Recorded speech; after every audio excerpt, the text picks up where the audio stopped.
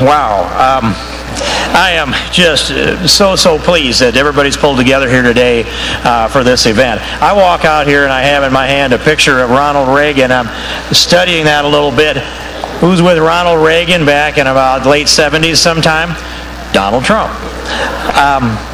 See a picture of Donald Trump's family, and it is about the family. And he has flown in here today, standing out in the wings, and I appreciate all that Donald Trump has done. And he's not only an entertainer, he is an entertainer. He entertains this country and transfixes us sometimes.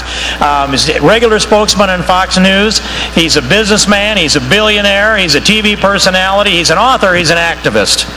He is a celebrity. And so I have to tell you a little bit of something about this that makes it... he was born in Queens, New York, and they decided that Donald had a little bit of extra energy, and it was better for him to go to the New York Military Academy. I know I had a couple of my most vigorous sons that thought went through my mind. But when Donald went to the New York Military Academy, everything he touched he excelled at, academically, athletically, and he came out of there to pick up what was the family business and take it to a new level. And I will tell you, Donald Trump looking at foreign policy, Donald Trump looking at the economy, Donald Trump looking at where America needs to go and how to get there, there's always good advice that comes from him. He's a quick study, he's an astute study, and if you explain something to Donald Trump, he's listening carefully. And you need to get it right, because he makes good, quick business decisions, and I kind of wish that he'd been able to say it sometime to the president, "You're fired." Please welcome Donald Trump.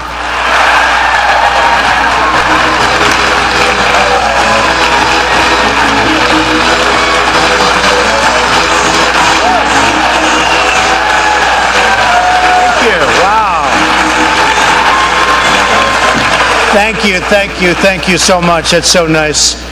Isn't he a great guy? He doesn't get a fair press. He doesn't get it. It's just not fair. And I have to tell you, I'm here, and very strongly here, because I have great respect for Steve King. I have great respect, likewise, for Citizens United and David and everybody, and tremendous respect for the Tea Party. Also, the people of Iowa, they all have something in common: hard-working people. They want to work, they want to make the country great. I love the people of Iowa, so that's the way it is. Very simple. With that said, our country is really headed in the wrong direction with a president who's doing an absolutely terrible job. The world is collapsing around us, and many of the problems we've caused. Our president is either grossly incompetent, a word that more and more people are using, and I think I was the first to use it, or he has a completely different agenda than you want to know about, which could be possible. In any event, Washington is broken, and our country is in serious trouble and total disarray. Very simple. Politicians are all talk, no action. They're all talk and no action. And it's constant. It never ends. And I'm a conservative, actually very conservative, and I'm a Republican. And I'm very disappointed by our Republican politicians,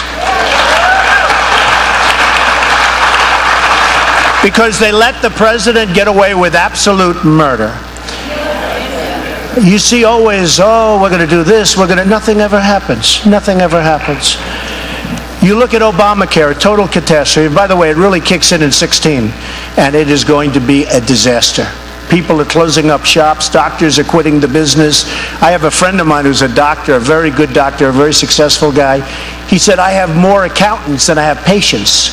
And he needs, because it's so complicated and so terrible, and he's never had that before. And he's going to close up his business. And he was, a very successful guy. And it's happening more and more. But you look at Obamacare with a $5 billion website. I have many websites, many websites. They're all over the place. It's like for $10, okay? Now, Everything about Obamacare was a lie. It was a filthy lie. And when you think about it, lies, I mean, are they prosecuted? Does anybody do anything? And what are the Republican politicians doing about it? He lied about the doctor. He lied about every single aspect. You can keep your plan, and you've all heard that hundreds of times. That's like the real estate location. Look, I don't even say it anymore because everyone goes location, location. But you have heard this about Obamacare, and it's disgraceful. It's a big, fat, horrible lie. Your deductibles are going through the roof. You're not going to get, unless you're hit by an army tank, you're not going to get coverage. And people that had plans that they loved, that they really loved, don't have those plans anymore.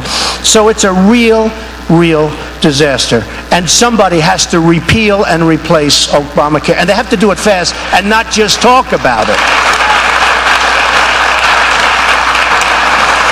Now, we have to build a fence, and it's got to be a beauty. Who can build better than Trump? I build. That's what I do. I build nice fences, but I build great buildings. Fences are easy, believe me. I saw the other day on television people just walking across the border. They're walking.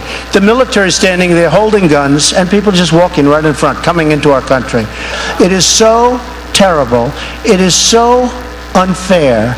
It is so incompetent, and we don't have the best coming in. We have people that are criminals. We have people that are crooks. You can certainly have terrorists. You can certainly have Islamic terrorists. You can have anything coming across the border.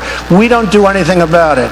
So I would say that if I run and if I win, I would certainly start by building a very, very powerful border.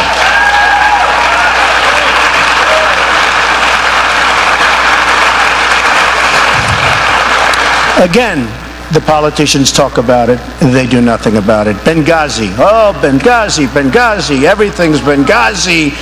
What happens? Nothing. IRS, emails, I get sued all the time, okay? I run a big business. You know, I've always said it's very, very hard for a person that's very successful. I've done so many deals. Almost all of them have been tremendously successful. You'll see that when I file my statements. I mean, you will see. You'll be very proud of me, okay? But I've always said, and I've said it strongly, it's very hard for somebody that does tremendous numbers of deals to run for politics, run for political office, any office, let alone president, because you've done so much. You've beaten so many people. You've created so many. Look, Obama, what did he do? No deal. He never did a deal. He did one deal, a house. And if you did that house, you'd be in jail right now, okay? He got away with murder. But I can tell you, emails, IRS, the emails, thousands of them, they were lost. They were lost. If you were in my world, you would know emails can't be lost. They can't be lost. So why aren't our Republican politicians finding out where those emails are?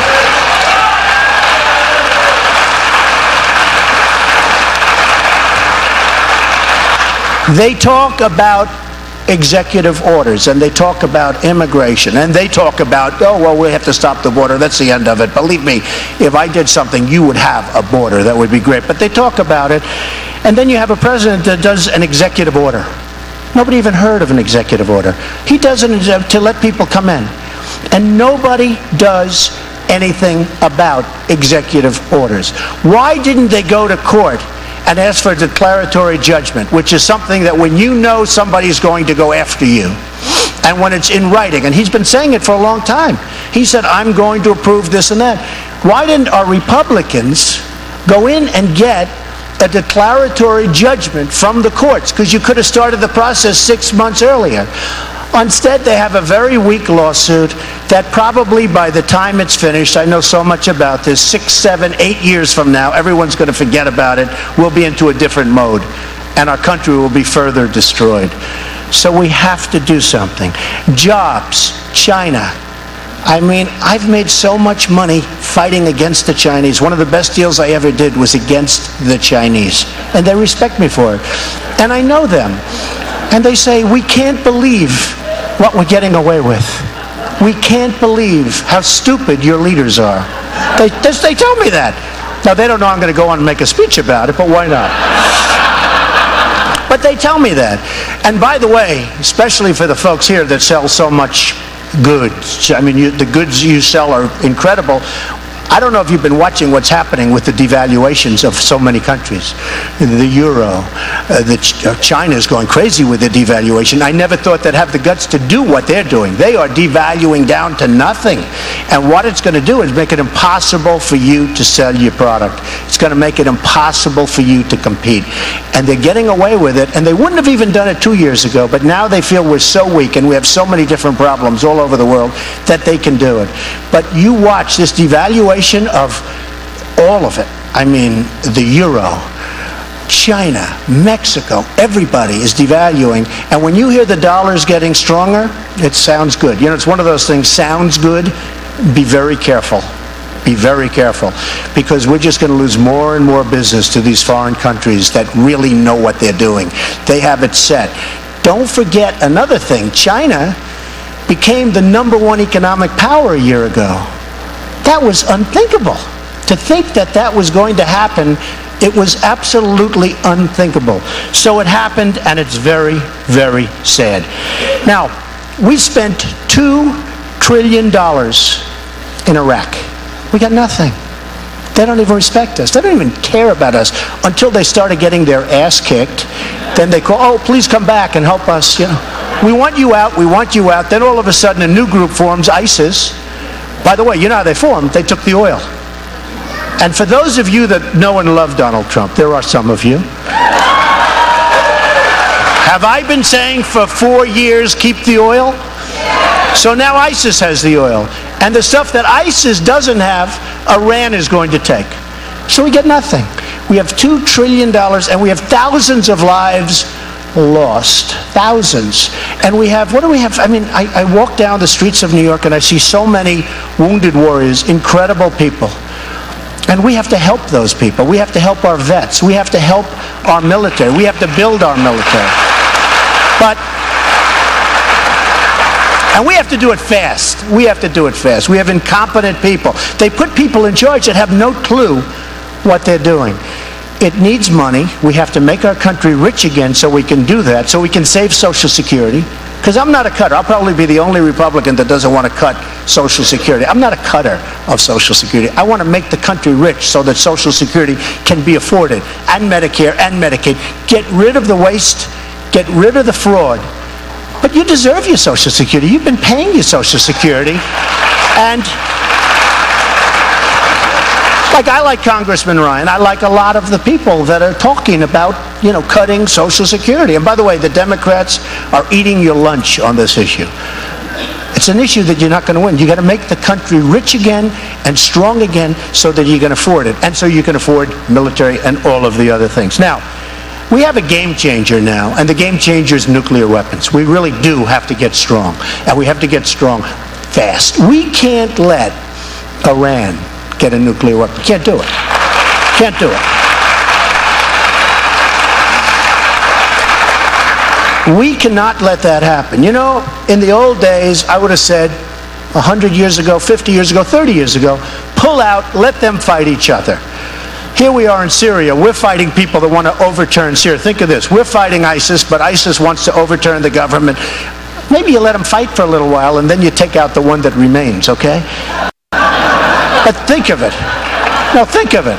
ISIS is fighting them, and we're bombing the hell out of them, but we want Syria to fall. There's so many things. There's so many things. But the one game changer that we have to be careful with, that we never really had to think about too much before, other than a certain number of years ago, is the nuclear. Nuclear today, it's not like soldiers in uniform shooting rifles. You can take out the east coast of this country. You can take out large sections of the Midwest. You can take out things that were unthinkable, the power. And we have to be in a position where that never, ever, ever happens. We've never had this before.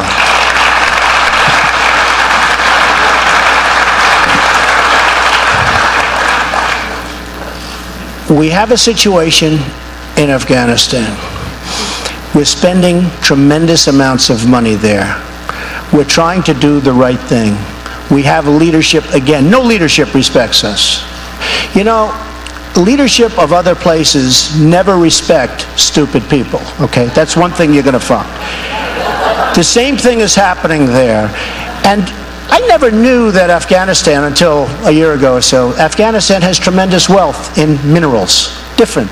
Not the oil, but minerals. And we're fighting here, and on the other side of the mountain, China is taking out all the minerals. They're taking it out. Trillions of dollars and billions of dollars of minerals. So we're fighting here, and they're taking it out, looking at us and saying, thank you very much, sucker. It's really, really crazy.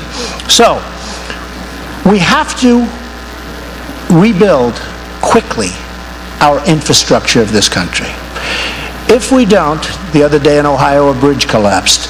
Bridges are collapsing all over the country. The reports on bridges and the like are unbelievable. What's happening with our infrastructure. I go to Saudi Arabia. I go to Dubai. I'm doing big jobs in Dubai.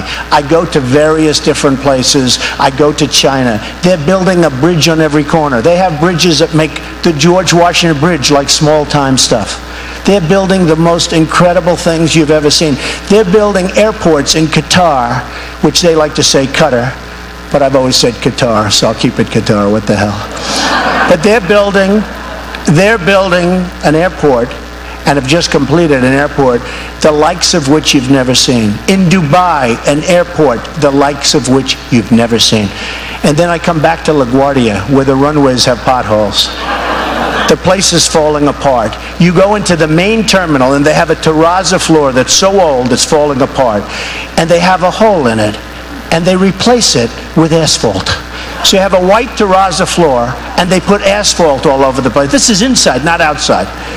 And I just left Dubai where they have the most incredible thing you've ever seen. In fact, my pilot said, "Oh, Mr. Trump, this is such an honor." I said, "It's not an honor. They're just smart." But you look at LAX, and you look at Kennedy Airport, and you look at our airports generally, you look at our roadways where they're crumbling, you look at all of the things that are bad. I'll give you an example. And this isn't part of what I was going to say, but I ride down the highways, and somebody makes those guardrails. You know the guardrails? The ones that sort of go like this, that are always bent, rusted, and horrible.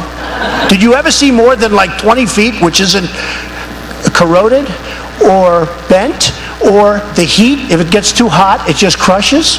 And they've been selling this thing for 25 years. Why doesn't somebody stop them and get something that works? Because they don't know. They don't know what's happening. Somebody made a lot of money on that. They don't know what's happening. So we have to make our country great again.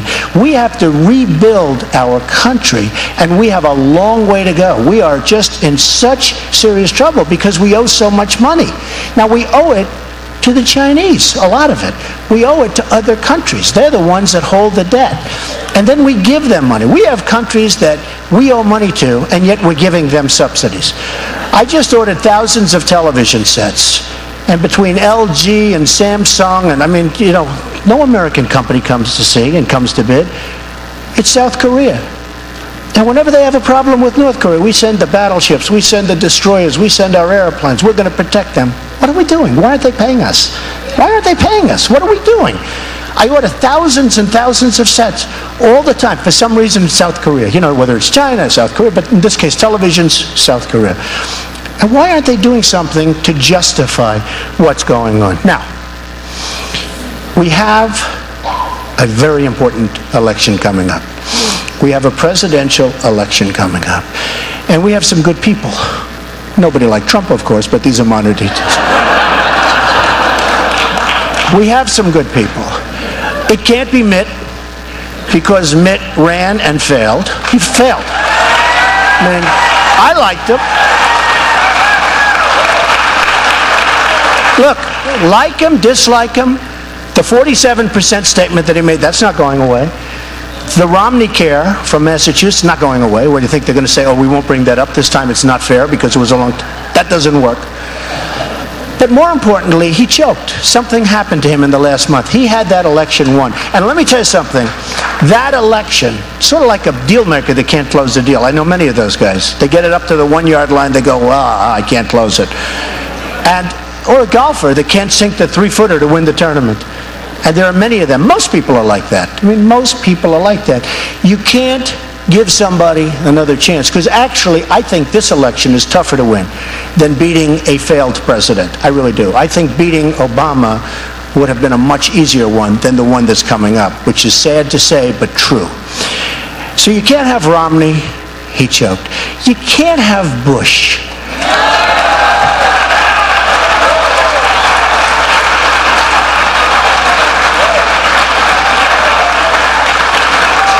The last thing we need is another Bush. Now, I made that statement very strongly, and now everyone says the last thing. You know, they copied it, and then, you know, I'll be accused of copying the statement. That's the bad.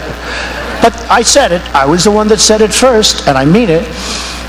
The last thing we need is another Bush. Now, he's totally in favor of Common Core.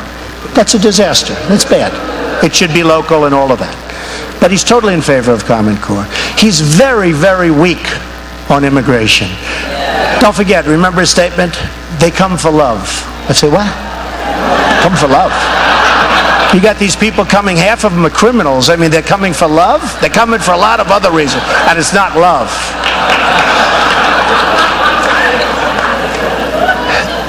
And when he runs, you got to remember, his brother really gave us Obama. I was never a big fan.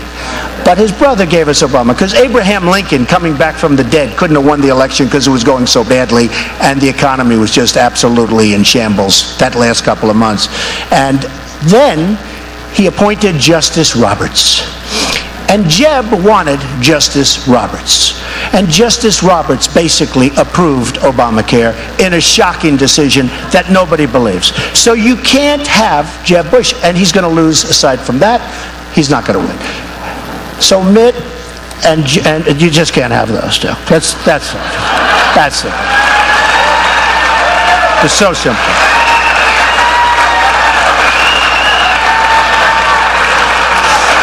So just in summing up, and I just wrote a few of these little points down because it's very important, and I watch these teleprompters. And by the way, I think any president candidate that runs should not be allowed to use a teleprompter. Because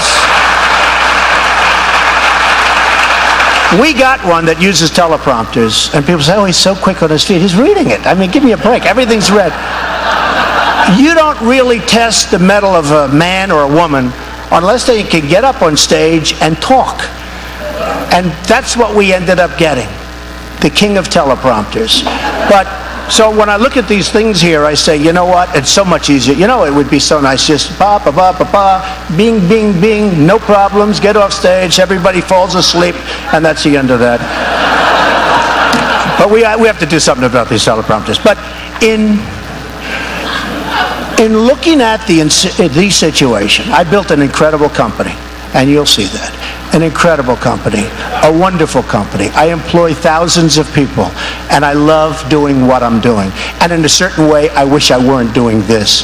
But our country is in such trouble, and it would be so easy to fix. We have such great potential.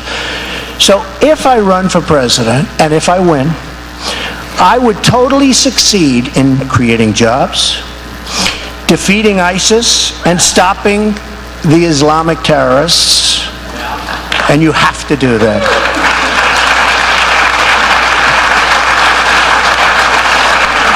Reducing the budget deficit, so important. Have to do it. Securing our southern border, and I mean seriously securing. Stopping nuclear weapons in Iran and elsewhere. Saving Social Security, Medicare, and Medicaid without cutting it down to the bone, because it's not fair to people that have been paying for their whole lives and other people. And it's not fair to future people coming up. And we can do it.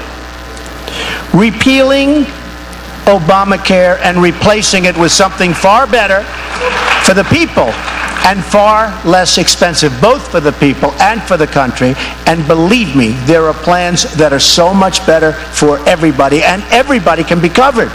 I'm not saying leave 50% of the people out. Everybody can become, this plan is just a basic disaster. Nobody knows. As bad as the website was, that's how bad the plan itself is.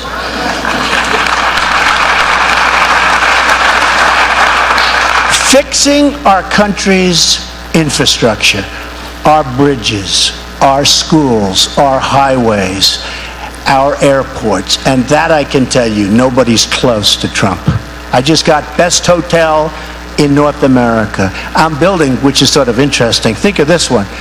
I'm building one of the great hotels of the world on Pennsylvania Avenue, right opposite the White House, between the White House and Congress, right on the old post office site. And I got it from Obama. Do you believe that? And everybody wanted it. So I can't believe it myself, but it's going to be fantastic.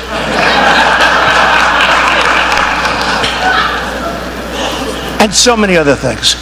I know what needs to be done to make America great again. We can make this country great again. The potential is enormous, and I am seriously thinking of running for president because I can do the job. Thank you all very much. Thank you. Thank you. Thank you. Thank you very much, everybody. Thank you. Thank you very much. Beautiful. Thank you.